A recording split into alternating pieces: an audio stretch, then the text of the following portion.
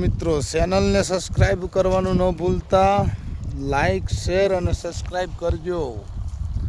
આજે જો આ ગાયું લઈને પાછા સીમમાં આવી ગયા છે અને આ ગાયું ચારી છે। જુઓ મિત્રો, આ ચરે રહ્યું ગાયું અત્યારે ખેતરમાં સરવા બહુ છે, મળે છે સરવા અને આ ગાયું ચારી છે। લાઈક શેર અને સબસ્ક્રાઈબ ભૂલતા નહીં।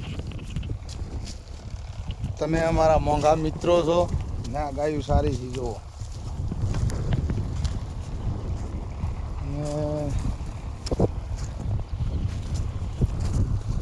દરેક વ્યક્તિને એવું કહું છું જે મારા ફોલોઅર્સ છે એને એવું કહું છું, ફોલો શેર સબસ્ક્રાઈબ કરવાનું ભૂલશો નહીં।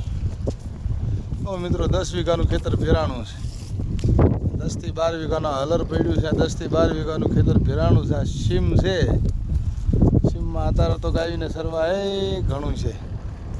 અડધું કાઢવાનું બાકી છે, અડધું બાકી ઓલું છે, અડધું ઓલું છે।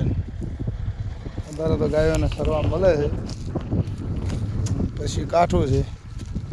તો મિત્રો લાઈક શેર અને સબસ્ક્રાઈબ કરવાનું ભૂલતા નહીં, ખાસ કરી અને ચેનલ સબસ્ક્રાઈબ કરજો। તો અવનવા વિડીયો મળતા રહેશે તમને, આવી જાહેરાત આપતા રહીશું।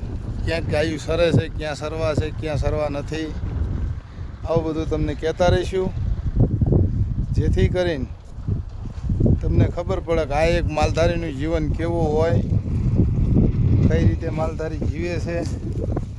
આ જુઓ તમે, આ ખેતર ભેરાણું છે 10 થી 12 વીઘાનું, હમો ઊભો એ ખાખરો છે। આ સામે રહ્યું આ ઝાડ,